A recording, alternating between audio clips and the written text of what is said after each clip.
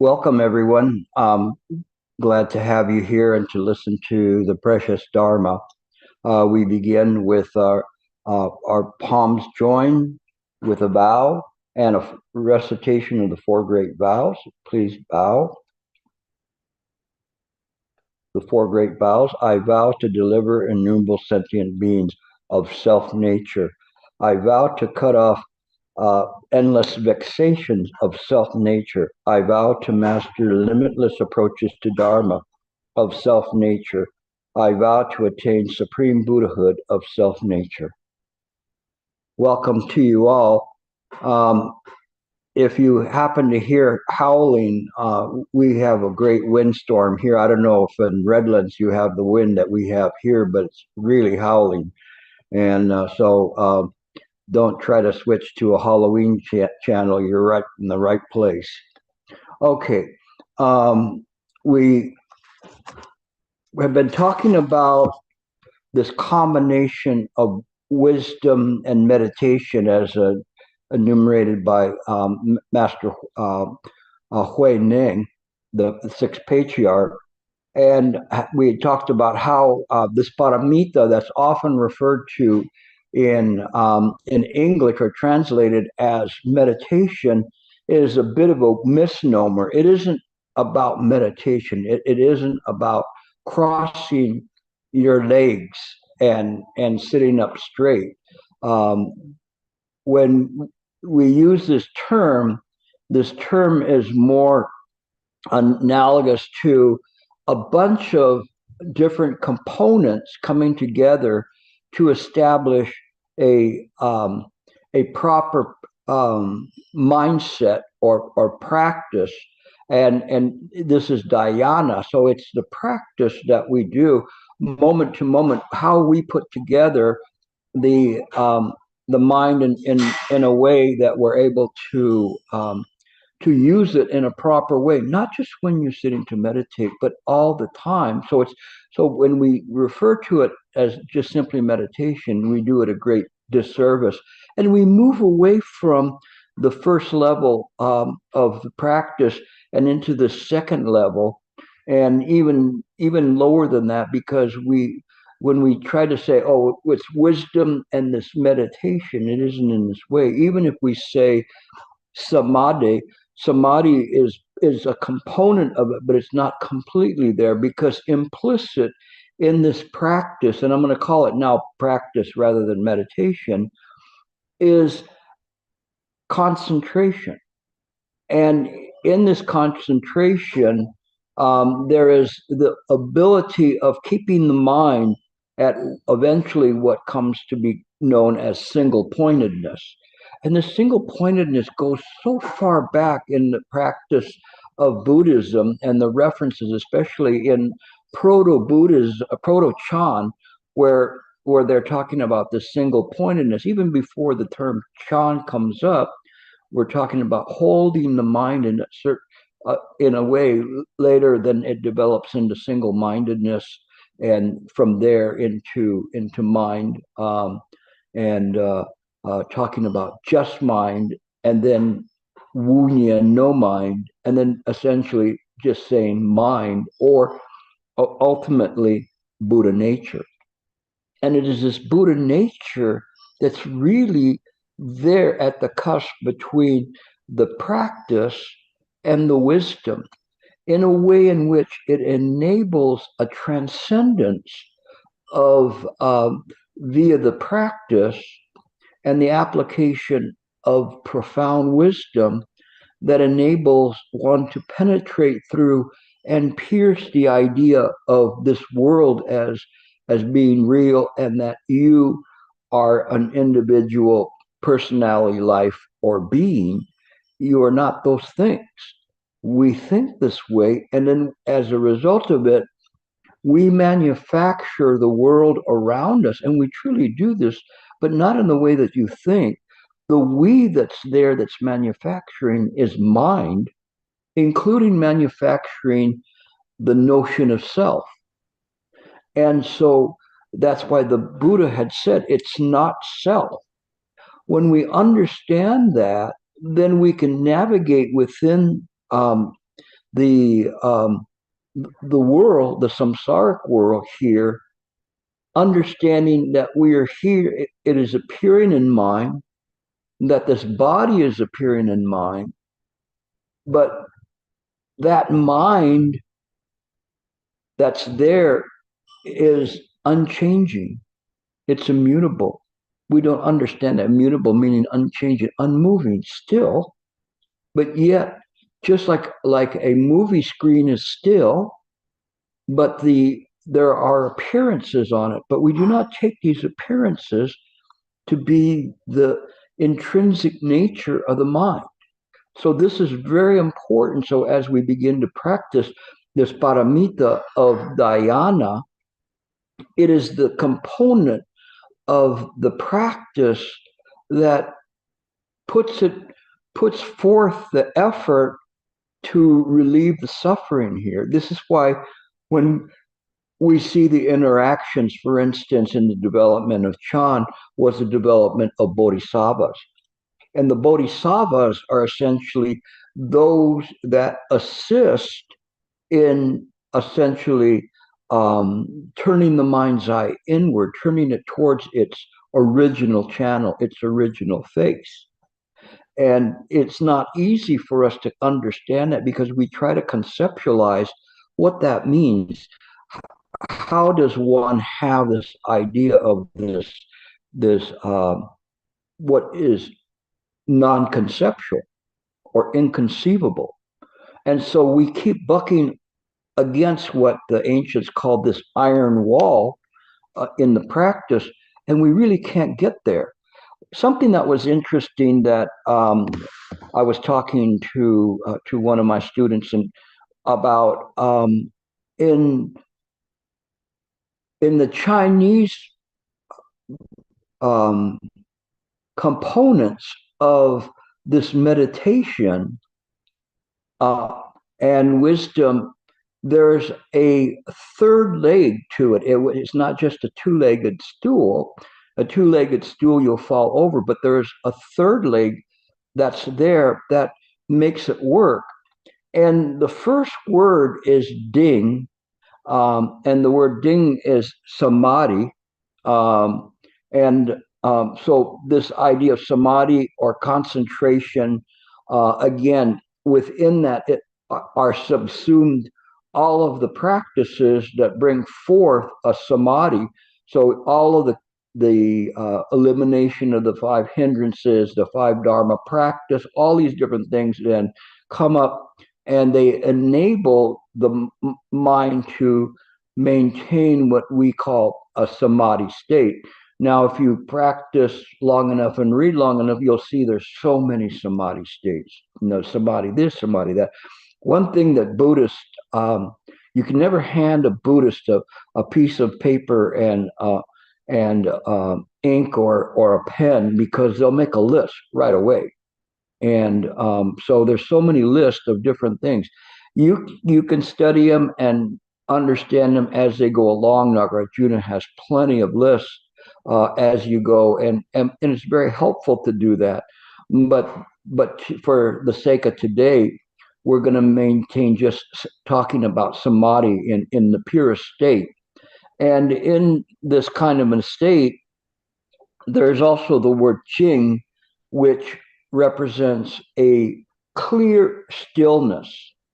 So the samadhi is there, and it's bringing one to this single pointedness in which it can enable the wisdom to be there. But this other component has to be present as well.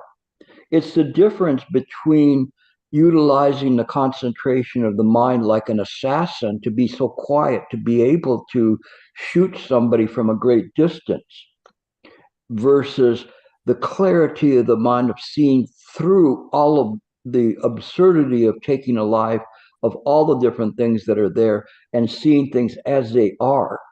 And this is the difference in terms of it. It's not just simply you're trying to balance this way and you're balancing in some way to try to get there into the state of equanimity where you're just kind of balancing. it isn't in this way. It is a transformative type of a practice that is able, via the clarity of the mind, that this is the point of the transcendence between the samadhi and the wisdom, because we're not talking about any kind of wisdom. We're talking about Anyuttara Samyak Sambodhi, the profound wisdom, the wisdom that points towards the Buddha nature, the true nature of the mind, that does not have an opposite to it. It does not have a falseness to it. This is why in the Heart Sutra says it is real, not false. That's pretty strong point to make when we look at it and we say, well, if you're saying it's real and not false, then does it fall into duality? No, it doesn't fall into duality. It is the same as Manjusri saying that he is the inconceivable. He is the unobstructed. There isn't no opposite to that. It is a statement simply saying, pointing towards Buddha nature or the true nature of mind. But it is this practice, this engagement between dhyana, the practice, and the wisdom that enables us to do it. And because of this, the other paramitas serve in supporting roles to all of this in terms of what's happening here. It's important because those two have to be there, and that's why Hui Ning accentuated those two. So the third one is Hui, and forgive my Chinese because I may be butchering the words, but which means wisdom. And again, this is can be a worldly wisdom, but here when we talk about this, it's not a worldly wisdom; it's the wisdom of how things work. And what happens when we begin to practice in this way, begin to contemplate in this way, without any prompting of our ego, we come to a point where we trying to find the right word, leave the idea that this samsaric world is real, in the sense that it is the only place, or that the cosmos revolves around the earth and other people revolve around you. It isn't in this way. All of a sudden, in this state, the highest dhyana of equanimity or equipoise, everything has an equal value because it's all mind. And whether we see something that's phenomenal or the intrinsic nature of mind, there's no duality there. This is very important that we begin to see in this way. We have to see it or feel it in this way. And as it does it, some of you beginning to open and get close to that Chan door. It's very very amazing that some of you can get that close, and you're there, and you can see you can see the emptiness in a way in which it's not the emptiness of an empty hallway, but the emptiness of the vastness of mind. Even though when we look at mind and we say, oh, it's vast, we're still like frogs coming out of the well. If we really saw the true vastness of mind, our heads would blow apart, because it's still just the doorway, and you have to enter to be able to see that. But even if you do, there's still progressions and progressions after that. It's not like you come in and you're a full-fledged Buddha. It doesn't work in that way. But at least you're at the door and maybe a little ways in.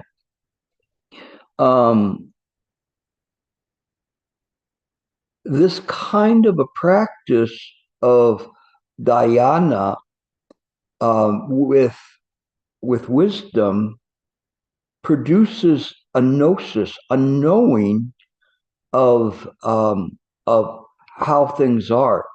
The Christians, the ancient Christians, and even to this day, there's some Gnostic Christians or Catholics sometimes that they practiced this idea of trying to know God. That this they're called Gnostics, and to us, it is that we do not know God. God knows us, but the thing is, in mind and in Buddha, it is just mind. We don't have to create a duality between ourselves saying, I know God. No, it's not like that. It is different. It's inconceivable. This is the difficult part for us because we want to bring our set of experiences as a samsaric person and overlay it onto mind, and it's not going to work. It's like somebody who is very rotund wearing a tight t-shirt. No matter how much they stretch, it's not going to cover their belly. And I'm not mentioning anybody here, so I hope you don't take offense. I just wanted you to see kind of like a twiddle-dee twiddle-dum type of egg-like person that's trying to pull and cover it. There's no way it can cover it because it's not built that way. Okay, we continue on.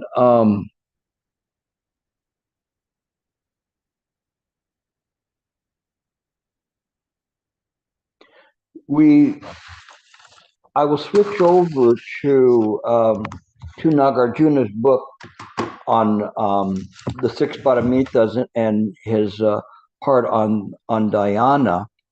And we had talked already about this, but I think it's important that we understand this.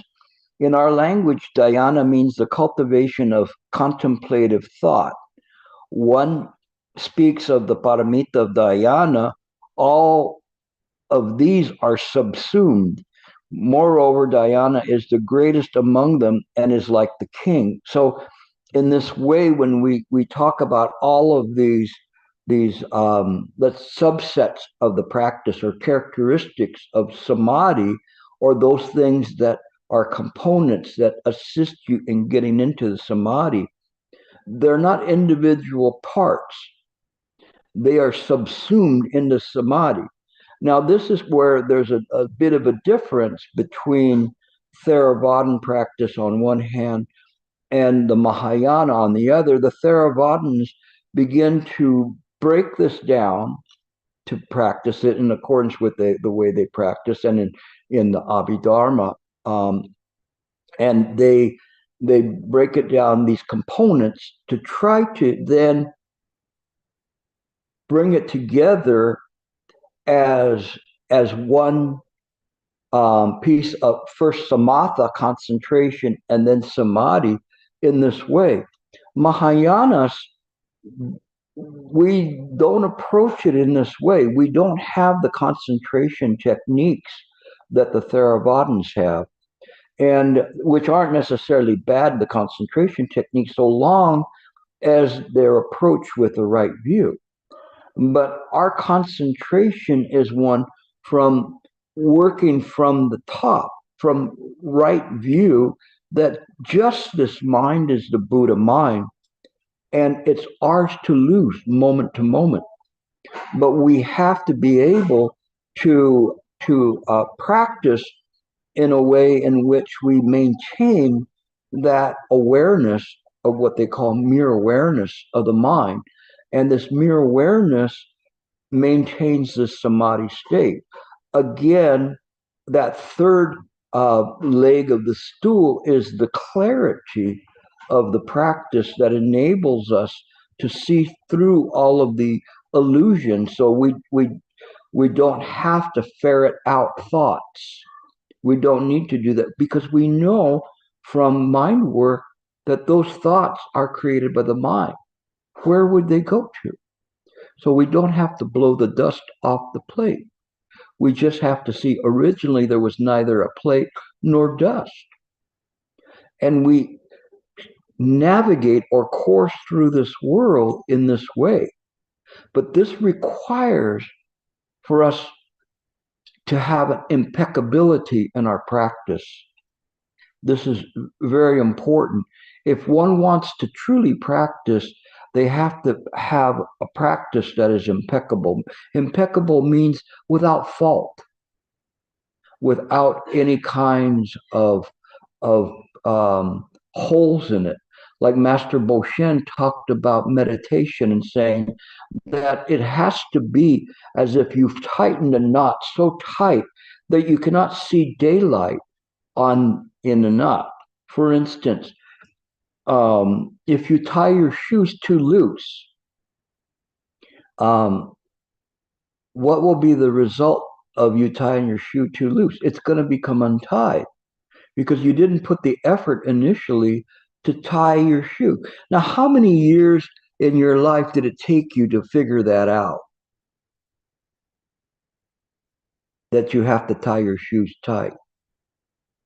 Or did you guys all learn it right away, in kindergarten? Tie your shoe tight. So none of you have never had your shoelace come undone. If you've never had in your lifetime since you're 5, your shoelace come undone, raise your hand. That's what I thought. So we cannot practice Buddha Dharma in that way. We have to make it taut, T-A-U-T, very tight, and not with stress, but with clarity. It is that clarity that's there, that third leg of it, that enables the mind to practice in the right way. And what is the right way? Because we're going to go through these jhanas, but do we have to go through them all?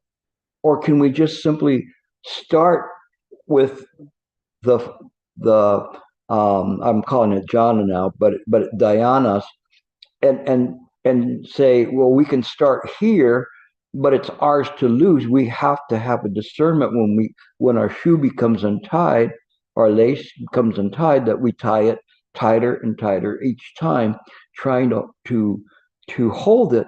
But it's counterintuitive in how we do this. We don't do it with stress. And we don't do it with the idea of that we're picking up something. I know you've heard this so many times. My goodness, that's the thing they always tell you when you're practicing. Don't have the eye of attainment. Don't have the eye of attainment. Don't go looking for something. But as soon as you sit and you cross your legs, you're like dogs looking for some fire hydrant to sniff. What's that? Oh, it's the fire hydrant. Oh, that must be really good. No, don't do that. Equanimity, there's nowhere to go. You're not. It is as if you are in a circle. Where is the end of the circle? Where is the beginning of the circle? This is textbook Shakyamuni Buddha from the very beginning. When they said, where did this all start? Don't pay attention about when it all started. Just understand how it works. And when we see that, when we're not talking about the cycle of samsara, all of that is generating, coming and going and coming and going. But mind itself is like an infinite circle. There's no border to it whatsoever. So why are you looking for it? Why are you trying to place your stamp of approval on mind? Why are you trying to get something that you cannot hold on to? Indeed, when you practice, not just in meditation sitting, but all the time, don't go looking for things. What is important and what Nagarjuna talks about all of these jhanas and so-called progression that one goes through in these jhanas or dhyanas is just simply the more that one rests in the present moment, the less attachments come. And in the beginning, it's like, wow, and probably quite a few of you, the first time you sat, you had a big, wide grin on your face. And you did it. I remember taking my son, Ananda, surfing when he was very, very young. And he just had a bodyboard. And I said, no, you have to learn to surf. And he goes, no, Dad, this is fun. I don't need to do that. And I told him, I'm not bringing you back next week if you don't try at least once to surf. And so he tried, and I told him how to do it. He jumped on the board, and I gave him a push. And I remember him before he jumped off the board, looking back and having this big smile on his face because he realized, wow, this is something different. This is cool. I'm not down by the waves there. I'm above the waves like I'm flying. That's the first jhana. It's like that. You go, I can do it. This is pretty good. And so you have this, but you still have the idea of suffering that's there. And so that's, you're clinging to that. And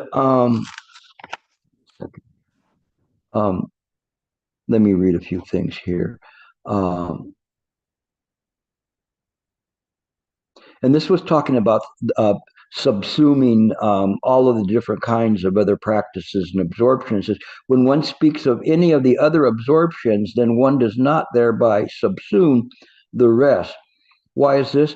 Within the four dhyanas, wisdom and meditative absorption are equal, so they are blissful at the stage of preliminary ground, which would be the first dhyana. Axis concentration, wisdom is greater and the meditative absorption is lesser. So the wisdom is there, and it's like, okay, practice. If you practice this way, something good's going to happen. But you're not able to make that practice taut. You don't know how to do that. So you're trying to do that, and every once in a while you get something. It's like squeezing a lemon, and you go, oh, there's not enough, but you squeeze a little tighter, and then the juice comes out. But then as you try to squeeze it more and more, then there's no more juice. Then you go, something must be wrong with this lemon, because before I used to squeeze it and a lot of juice came out, but not that much juice comes out. Why is that? And that's what you're doing with the method when you're sitting there. You're squeezing it. And so you create a stress on yourself that wasn't there, because you think it's always going to produce this wonderful juice that you can turn into lemonade, but it isn't in that way. So because you still have this on your mind, there's still a duality there. And as a result of it, then the wheels come off. And so you need to practice with more concentration, but you need to also understand that the concentration does not mean an inordinate amount of mental concentration. It isn't in that way.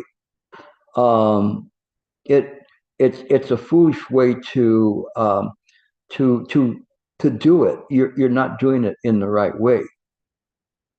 It's like the person that was staring at the orange juice container, and another person comes by and says, why are you staring at the orange juice container? And it says, because it says concentrate. It is not in this way. That's, by the way, that's a dad joke. So you'd know a dad joke when it's apparent. No? All right. All right. Or, a dad joke when it's fully grown. So, all right, okay. Back to the heavy stuff. Um, so it's important for us to understand that there's a balance there. Again, this balance is kind of like a three-legged balance, because that idea of this clarity of the mind is very, very important. It is what the Tibetans call Rigpa. Rigpa is this complete, pristine clarity of the mind that's there. This Rigpa cannot be manufactured. It has to come through the proper effort, the right effort, and the right wisdom,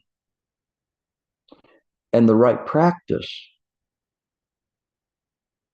So thank you very much. Um, and I say Jing, you say Ching. It's almost the same. But in any case, it is this that we're talking about. But it's very, very important that we understand how this works. Because what I'm trying to do is explain to you that this paramita and its progression, but its progression is one that doesn't need to go through uh, uh, stepping stones to get there. You just have to know how to do it. And if you can do it and you understand all of these things are there. And again, this term of subsuming means all of these things that you tried to put together, the 37 factors of enlightenment, the Eightfold Path, whatever, all the things that come up, the proper exertions, all of these things are all there. But it isn't by virtue of one of them that gets you there. It is the impeccability that the mind resembles that, and or the practice, I should say, resembles the mind in this way. But if one tries to make these practices mind, it will never happen. It isn't. It isn't in this way. But if one simply settles the mind. And again, I'm not talking about simply meditating, but if you want to take it to be it how to meditate, so be it. It works fine. But it is also in coursing through the world as it is that we see things in this way.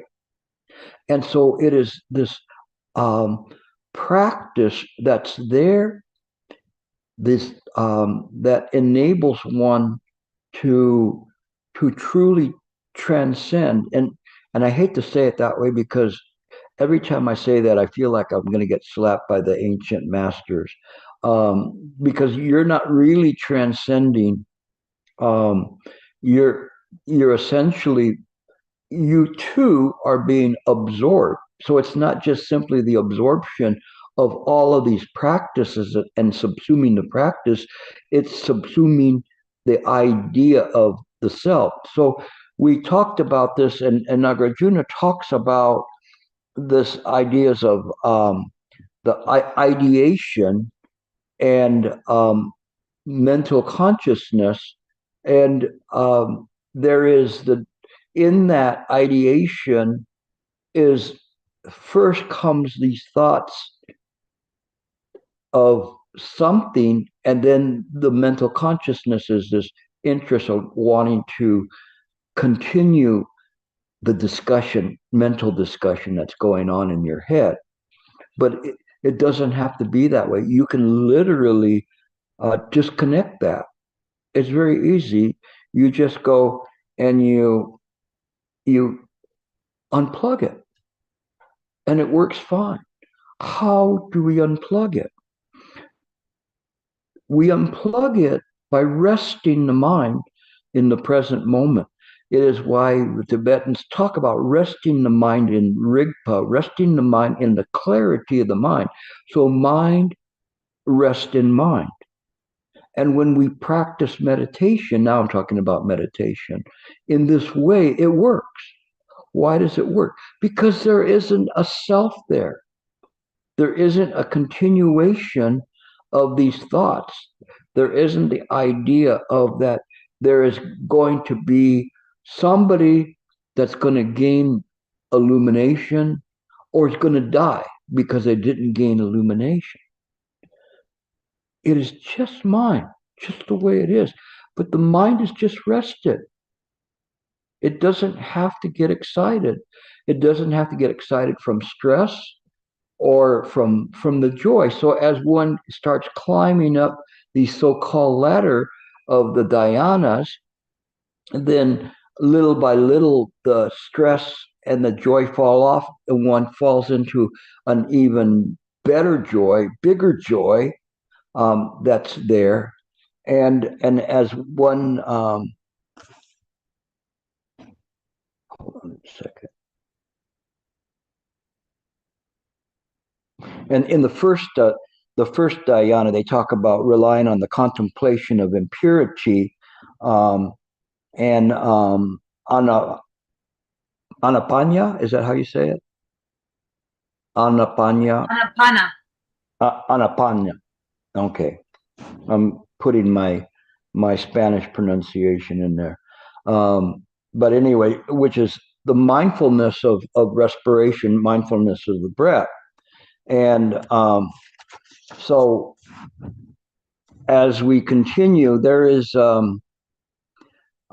this Dhyana Sutra verse, which is pretty good. And we're running out of time, so this will have to continue further later on.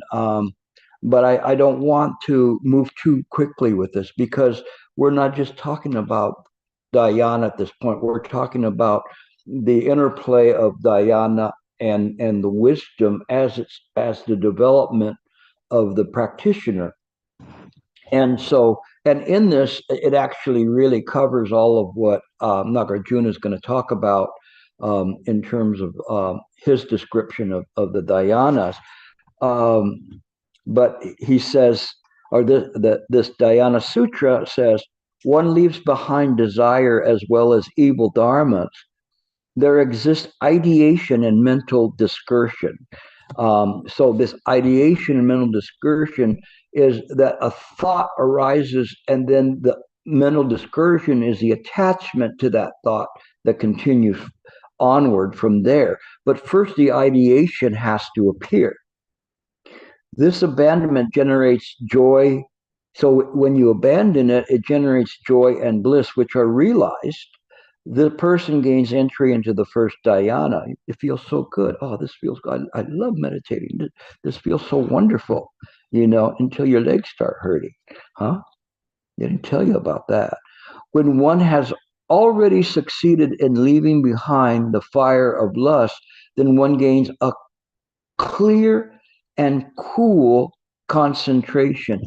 This clear and cool concentration is the precursor to Rigpa, this clarity of the mind. It's just a little taste, just enough to wet your beak on, but you aren't able at that point to be able to fully appreciate this. You just get a taste of it, this cool and clear concentration.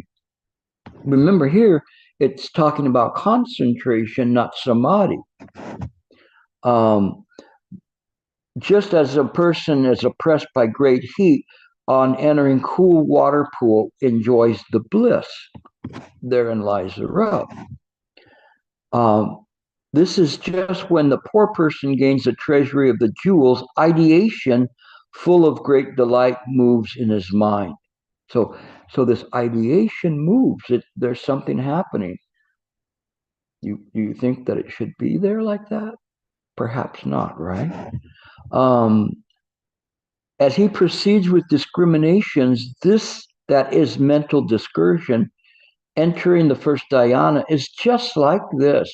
One realizes that the two dharmas, talking about ideation and mental discursion, brings chaos to the mind.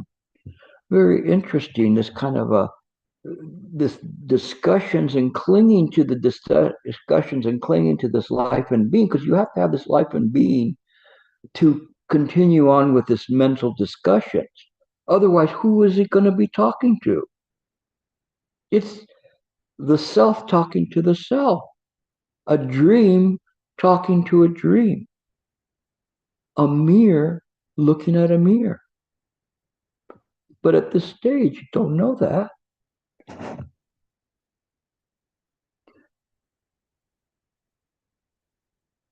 And that although wholesome, they too must be abandoned. This is just as if a large pool of still clear water, when waves wash across the top of it, one cannot see down into it.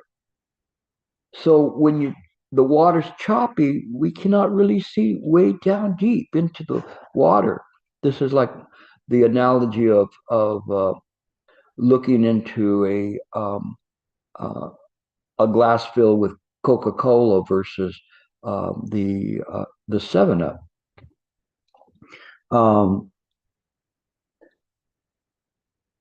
It is analogous to a person who is greatly exhausted, once safe and secure, lays down to sleep.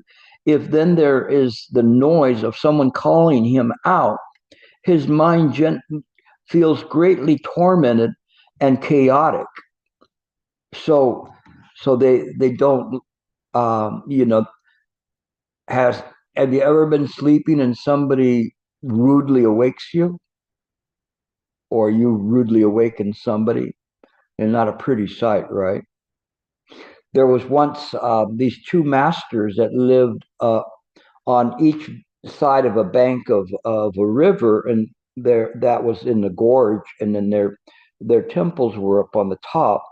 And the one was writing and waxing poetic about things, and he said, "I am like um, the so calm, and even the great winds cannot disturb me.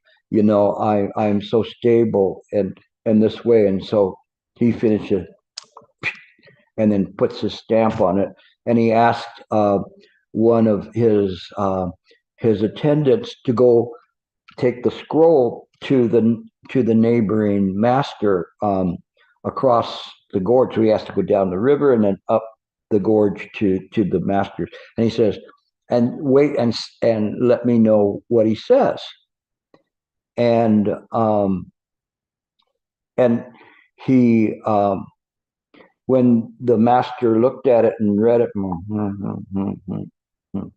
and and he just went and he farted, and and the and so he says, "That's it," and he rolls up the scroll and gives it back to the attendant. So the attendant goes back to the master, and he says, "Did you give him the scroll?" And he said, "Yes." He goes, "What what what did he say?" He didn't say anything. He didn't. Well, did he do anything? Yes, master. What did he do? He farted. And he went, "What?" And um he got so upset, you know. He personally then went down the gorge, across the river, up the gorge,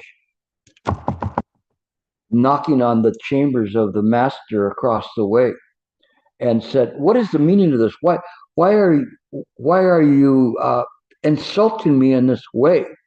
And he says, "Yes, yes, you're always waxing poetic about this and about that, and how stable you are, and how even the strong winds can't um, can't move you. And it took was one little fart to blow you over to this side." And so it's this way. So when we understand this is the first dhyana, that's where he was at. Because he was moved by that. And so it must have been one heck of a fart, but it was well worth its gas. But in any case, this kind of sobers you up in terms of where you think you might be. Okay. Besides, for For someone to master the ability to fart at will is truly a master. Okay. Enough of the stinky talk.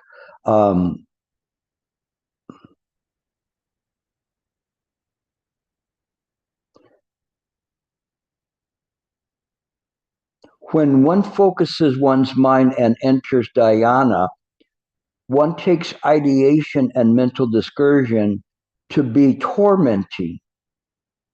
Therefore, one eliminates the ideation and the mental discursion. So this is awakening to what causes the disease. When we understand that, we're awakening a little bit to that.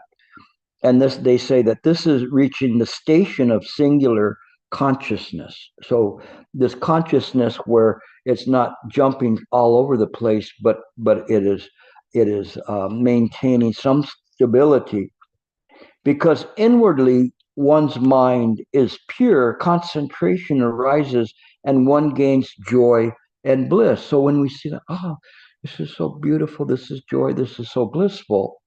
When one succeeds in entering the second dhyana, the joy is intensely strong and one's mind is greatly pleased. You're so happy. This is great. This is a great joy that you have reached. Have any of you ever had this kind of a great joy when you practice? It's very amazing when you reach there, but you have to realize you cannot stay there. Focusing the mind, one enters the foremost level of concentration. This is very important here, because he's saying one enters the foremost level of concentration. This is where this concentration has to be abandoned. It's like a booster rocket on a rocket ship or a spaceship.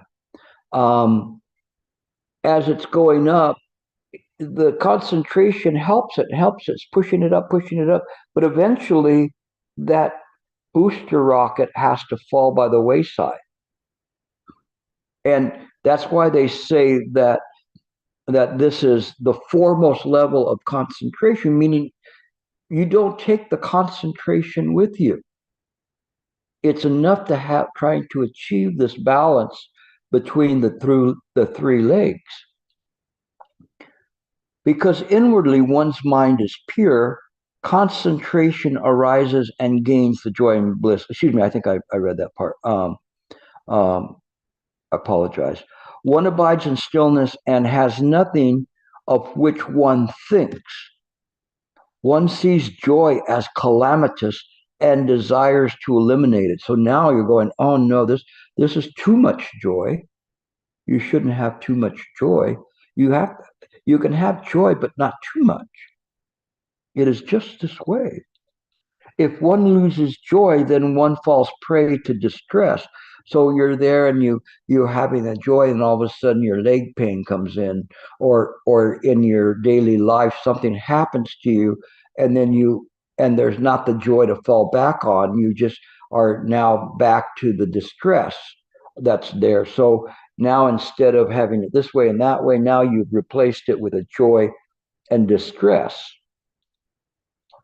One abandons joy and experiences physically based bliss. When one relinquishes thoughts as well as that which facilitates them.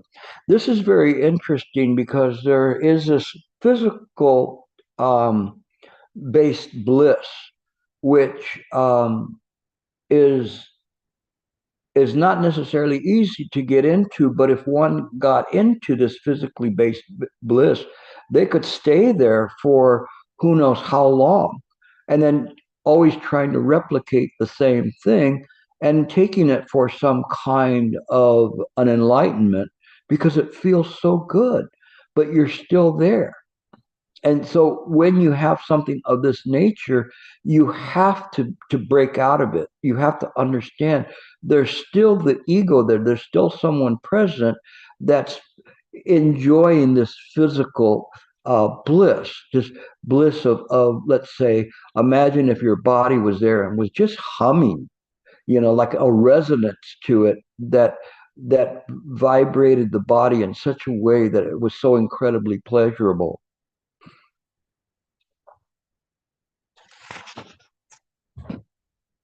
Aryas, which are high-level practitioners, may acquire it and still maintain equanimity towards it. So he's saying if you practice in that way, you might be able to maintain an equanimity towards it. But to me, it's very, very dangerous to do that unless you're a very superior practitioner to maintain that kind of a stability and physical based bliss at this point in the practice, because it's too easy to fall into it the same way as one would fall into um, what's unified mind. Okay. But other persons find it difficult to relinquish. So it's hard to get out of it, truly. Um, if one is able to realize the calamity inherent in bliss, um, now here it's saying if one is able to realize the calamity, the disaster, the danger in bliss, you go, well, what's wrong with bliss? Bliss is cool. That bliss is good. Aren't we supposed to be blissful people? Isn't the Buddha blissful? No, the Buddha's sublime. He's not there engaging in some kind of a physical experience. And so it says, then one may experience the great peace of immovability, or what I call immutability. It doesn't change. What if it doesn't move? It's mind. If it's moving, then it is. That's why they say immovability. Then that is not it. So now the mind is tending towards mind versus tending towards experiences of joy and stress, or bliss, or disruptions, those kinds of things. There's no longer this duality that's there. It's starting to break down. And so then it says, uh, one now also severs both suffering and bliss. So we're talking about distress and joy, and suffering and bliss as well are cut off. So there's a balance there, this equanimity. And it says one relinquishes thoughts with a mind which is pure. One enters the fourth dhyana. So when we give up the thoughts, then and the mind is pure, then now you're in the fourth dhyana, or which is the state of equipoise or equanimity. This type of state of equipoise or equanimity is not truly a state, it's mind. It's the nature of mind.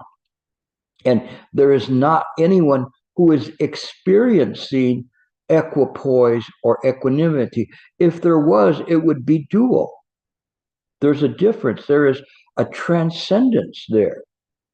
One is transcended from the samsaric mind, samsaric perception, into the perception of mind itself.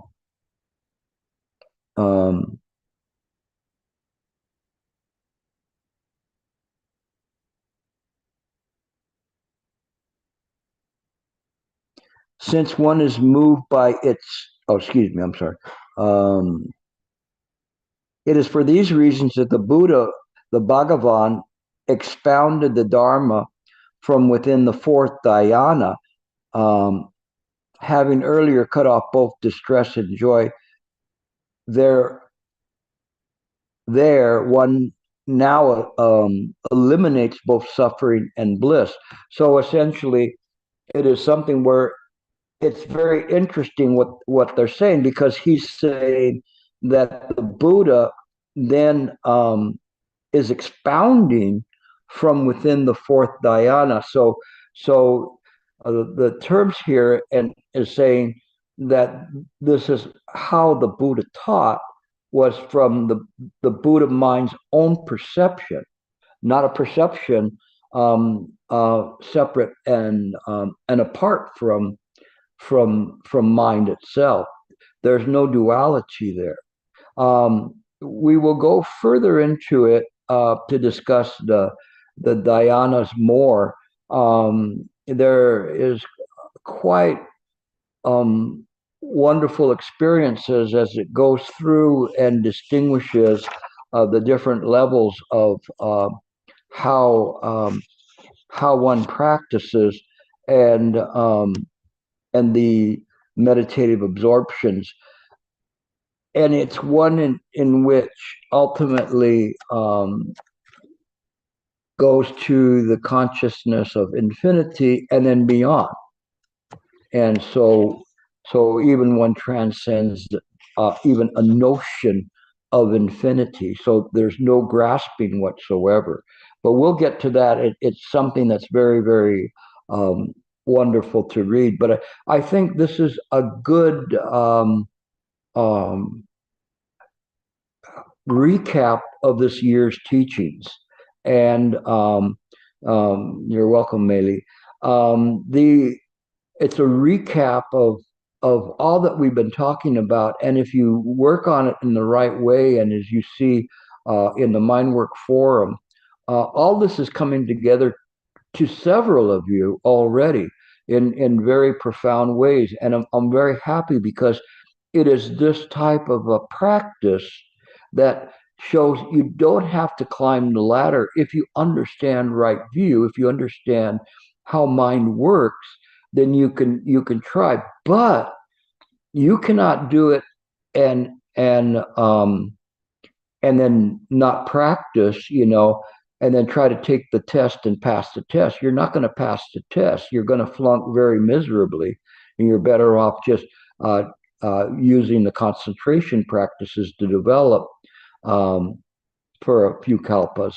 But if you really are sincere in terms of the practice, it can work, but you have to put the time in. This is something, it doesn't matter. You don't have to be the smartest or the sharpest knife in the drawer, the most intellectual. Sometimes intellectualism is a hindrance and has to be kind of broken down in order to be able to penetrate. And it's important that we understand that. It doesn't mean that we dumb down the Dharma. It just simply means that we find the different avenues to demonstrate the Dharma, and that demonstration is what brings about this transformation or transcendence. And it's difficult to talk about transformation or transcendence, although there's not a better word for it, because you are not changing from a cocoon to a butterfly. Originally, there was just the butterfly, nothing else. And it is in this way. The only difference is that mind awakens to, and not your mind, but mind awakens to the very fact that whoever is dragging this corpse around is just the Buddha. It's not you. When you're asking who is dragging the corpse around, indeed, who is reciting the Buddha's name? The Buddha is reciting the Buddha's name. Who else could possibly recite it? But if you give me that answer in an interview, I will show you the sound of one hand clapping. Okay. And don't ask for it because I'll give it to you. Okay. That's it for tonight. Plenty more to go, but we'll use this as a recap for this year. So we still have plenty of time to do a long recap here. So thank you very much for listening to me. You listened very intently, and I appreciate that. And I appreciate the efforts you're putting in to practice. And as I look at the people who are here and the efforts that they've made to practice in a sincere way, it's truly amazing to me and it's my pleasure to have such great students that truly listen with your heart. And each time I come here, I try to bring the best level of practice to share with you. So thank you very much, Amitopo.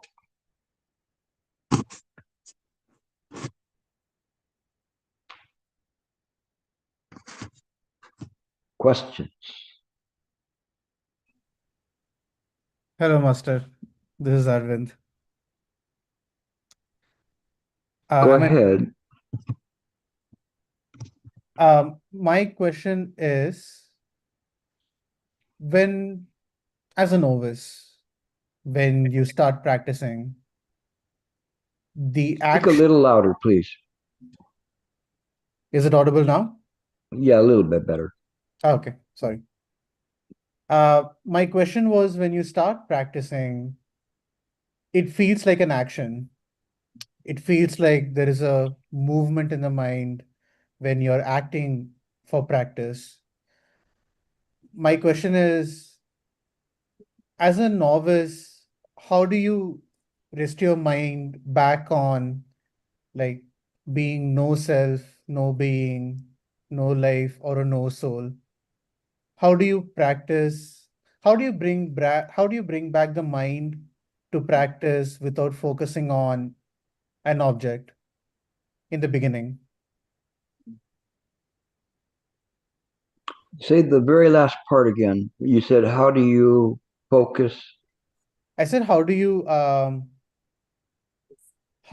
practice in a way that does not make you feel like there is someone practicing at the early stages of practice? Like, how do you rest your mind away from the idea that there is someone practicing and doing something for someone?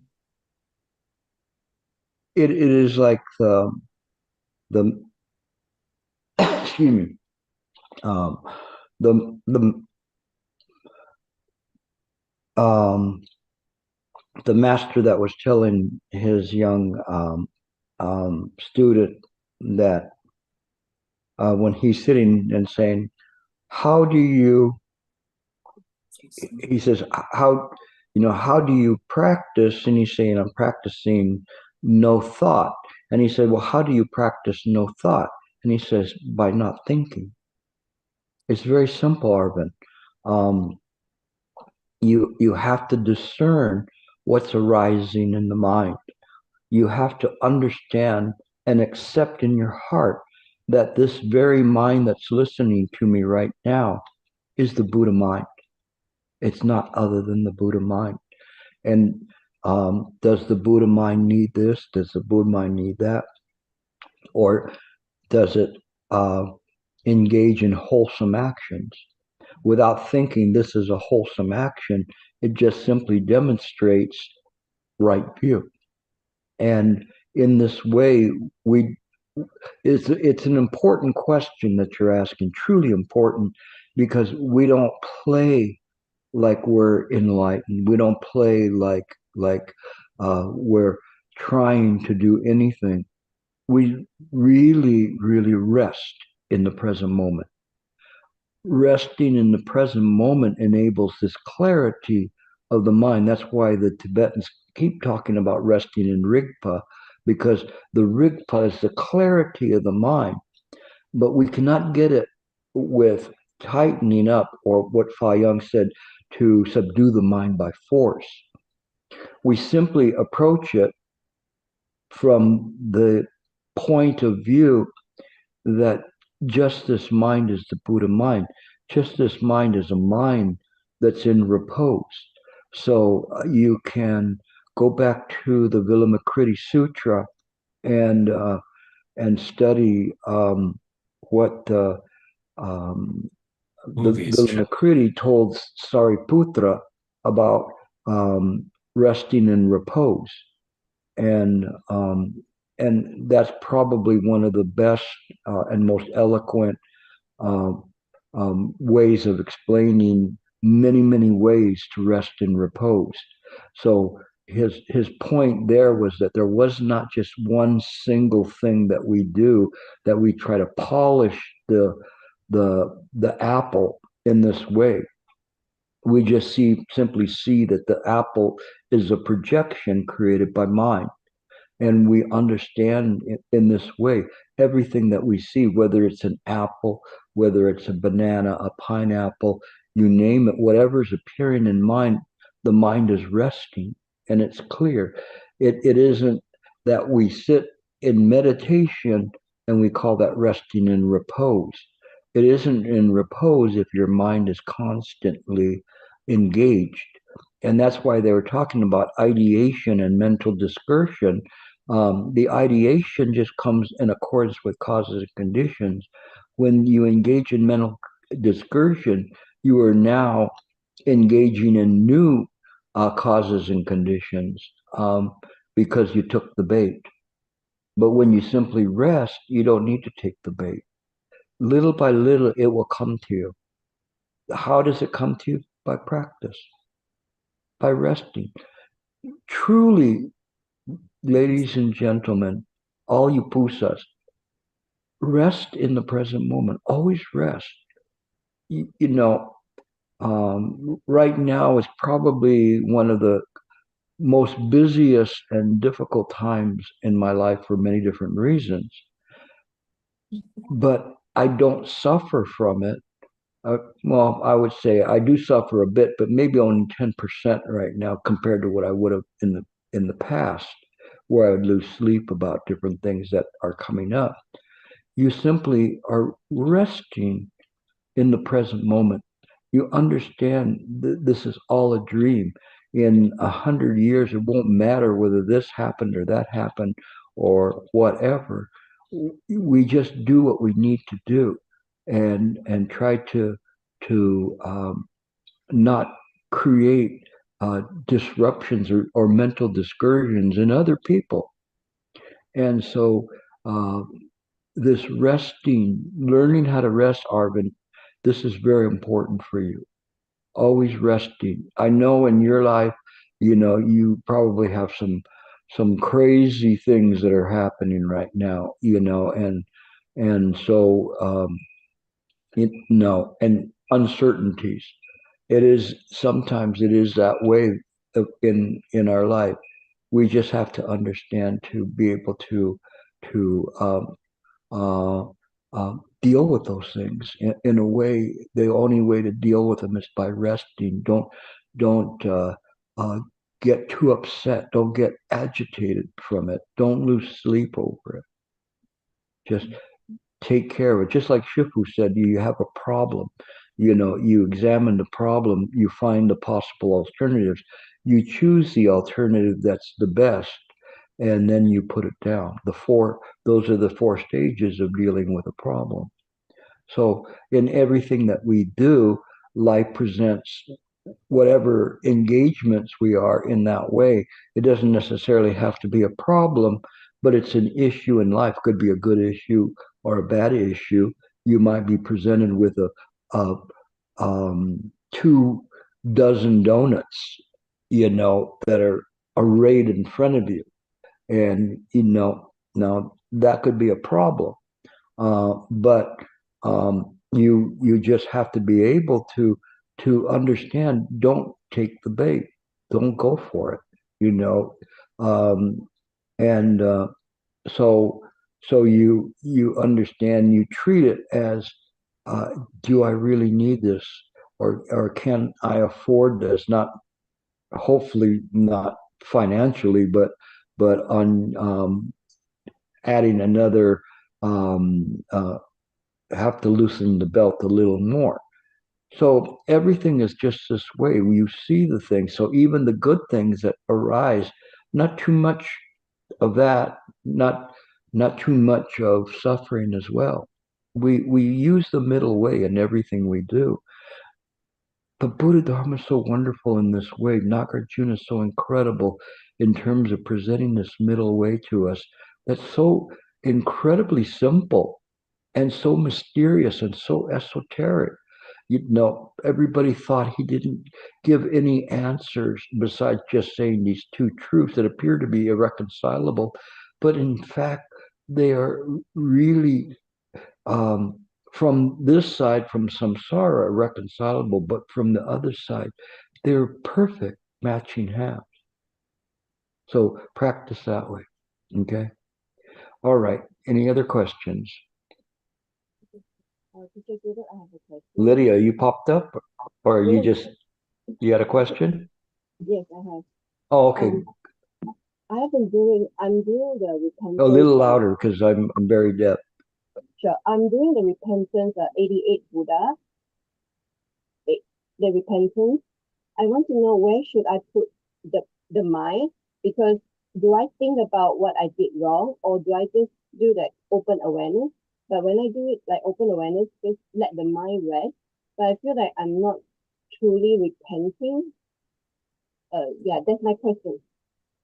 It's an interesting thing, when we do this type of a practice. There's many reasons why we would do a shaman repentance practice. One of them is to accept that what we've done in the past, some actions through body, speech, and mind were not wholesome, and that they harmed others. So we want to repent that so that we don't do it in the future. But we also want to transfer merit to those that we've harmed. In this lifetime, getting to my age, no, I think of so many times that I've harmed people, hurt their feelings, did different things along the way. There's no shortage of things in my life and my memory that I can't repent for. And sometimes I find things even in my youth that I hadn't repented before, and it's there. But it's part of our practice to try to. Um, uh, it's like what they say, that there's an ancient saying that you cannot put new wine in an old barrel until the barrel is clean. And it is in this way that we, in the shaman repentance practice, that we have this kind of of an opportunity to clean the barrel. The cleaning the barrel is to making the connection with all of these Buddhas and understanding that their perfection of practice, they you follow them in their way. It is said that the Buddhas use the vexations of sentient beings to practice. If you have Buddha mind, would you not be using your own vexations to practice? So it is totally reconcilable in this way, that we see things in this way. So we want to purify the mind, not for our own sake, but for the harm that we've done, but also to alleviate the suffering of others, and to understand in the future how that we will not engage in these activities that can harm people. It is this way that a Buddha can practice. And so when we understand this, then we understand there's plenty for us to try to do until we reach complete Buddhahood. Then perhaps we could stop practicing. But up until that point, there's always more and more that we can practice. There's more that it isn't just simply feeling sorry for yourself or feeling sorry for others, but it is perfecting the wisdom. It's very important. So all of this is components of perfecting the wisdom. This paramita that we do, and it is this dhyana that enables us to perfect the wisdom that's there. And as is evidenced by the clear mind, the three-legged stool, and the clear mind enables one to course through this samsaric world um, in without obstructions. So this is why you practice in this way. Little by little, you see it. It is not just simply trying is like if somebody fell in a puddle, that you're there and you're trying to hose yourself off. It's that you understand, why you fell in the puddle. What did you get other people dirty as well? So many different things that we see, but we see this as part of the practice that enables us to clarify through body, speech, and mind what to do next. So it's important. It's very, very important. There's so many different components to the Buddha Dharma practice, from the study of the Dharma, following the Buddhas and study, to the shame and repentance, to devotional practice, to tending an altar if you have one, or even a picture of a Buddha, or a little statue of a Buddha if you're limited in terms of space and place. But all the different aspects of the practice are ones that we practice, and they are, one is not more important than the others. There's people that from Dharmadam that do recitation for the people that have passed, which is absolutely incredible in terms of what they do, and that too is a perfection of wisdom when we do that, and which brings compassion.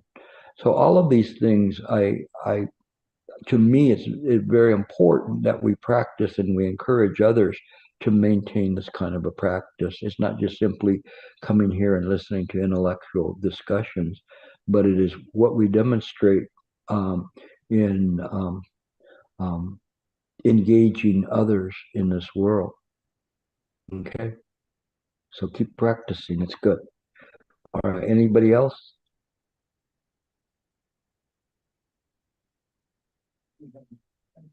That's it.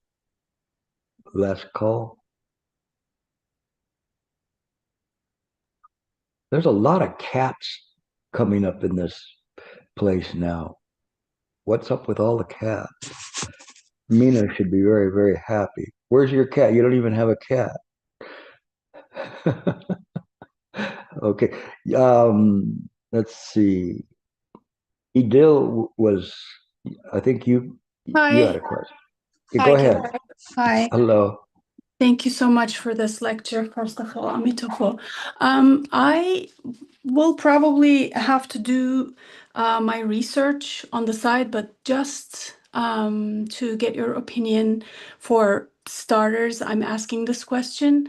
So now I'm a little bit confused when you talked about jhanas, because I started practicing mindfulness with a Theravadan master. And when I was practicing with that master, we were taught different way of doing vipassana, meditation, jhanas, and all that. And now I'm practicing with Dharma Drum, and I specifically asked this question to the Shifu, not Shifu, sorry, Fashe, and I learned that the concepts, I mean, the how they're called is same, but the techniques are different. For instance, vipassana is different in Mahayana way of practicing mindfulness. So now that you mentioned jhanas in this meeting today, is it the same that I used to know from the Yes. Theravadan style, or I don't know? Yes, the only difference is that as you mentioned, the practices are different, just as the Fascia had mentioned to you. There's a different way in which one practices, and again, the Theravadins utilize a lot of concentration to get to maintain samatha, and then to segue into samadhi, which is good in some ways. Whereas we start from right view, we see things just as they are, but it's easy to be bumped off of that because we don't have this bookmarker there to keep the mind stable, we have to use the mind's own discernment and own power to be able to do that. And that does take time, but it takes the right effort. Again, right effort means we don't muscle it, but we use this effort of this impeccability to try to perfect it without trying to create some polished marble. Rather, we just trying to perfect all of the components of it in order to do it. So we're coming from a different viewpoint. The experiences are very similar, but if you get this right, if you study right, you can accelerate and you can jump up from them. I never really, I would say, experienced going through the jhanas in that kind of a progressive way. They're just things that as I practice now and look back on it and look back at what Nagarjuna is saying, oh yeah, I remember doing that, or I remember doing this, but I don't remember seeing it in a sequential way in that way. And perhaps some people they need that kind of those bearings to do that. But if they practice right view, then they have a good chance to be able to do that without losing their bearings. And if they lose their bearings, it doesn't matter. They still, can keep practicing the best, and then worse gets to worse, then they just develop more concentration techniques. But yeah, you can, however you want to do it, however it fits to you. There's 84,000 ways to practice. Mm-hmm. So if the part of what you've learned from the Theravadins makes sense, it's okay. There's nothing wrong with that. I'm not one to say, ours is the best, or my master can beat up your master, or whatever. We don't do that. So I respect the Theravada approach. I see our approach. I understand the strengths of our approach and our weaknesses too. But it's something that I know that it works. This right view practice, mind work practice, really works, and when done right, the proof is in the pudding. There's so many of you that have progressed so quickly in comparison, that some of you, where you're at, would take some people, 30 years to get there.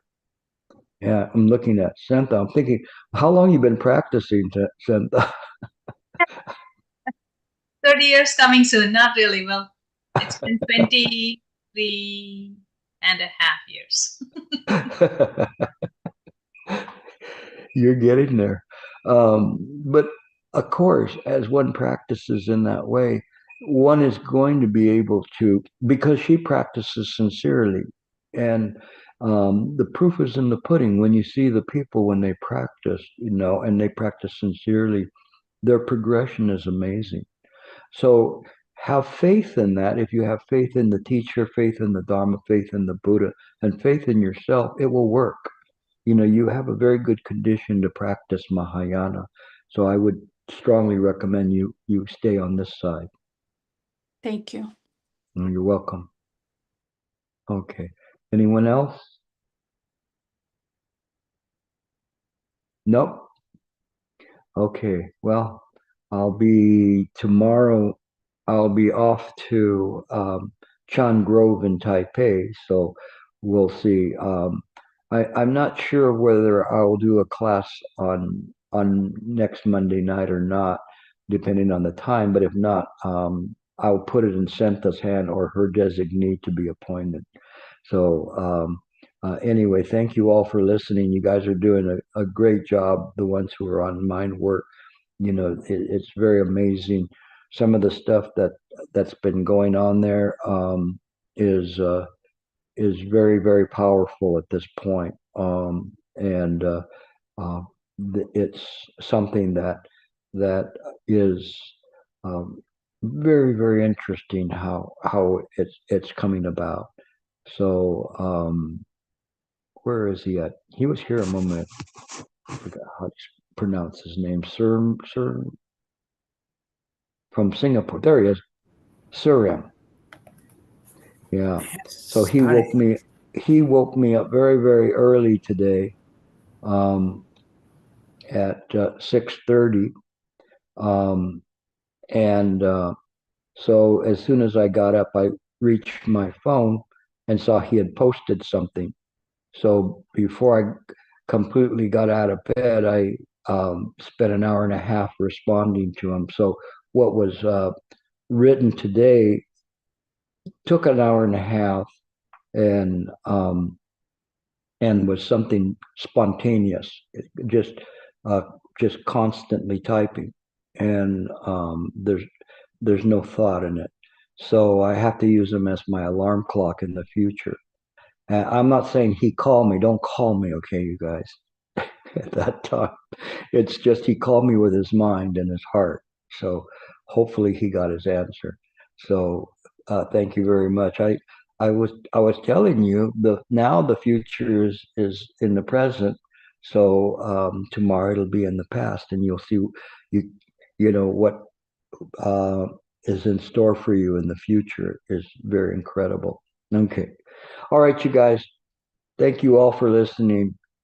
Take care. Blessings to you all and to your families, to all those who are ill and in the hospital suffering. I know we had a few people with special blessings, and those go out to all of the people that need protection and blessings. Amitofo. Namo Wanchen Posa. Thank you. Bye-bye.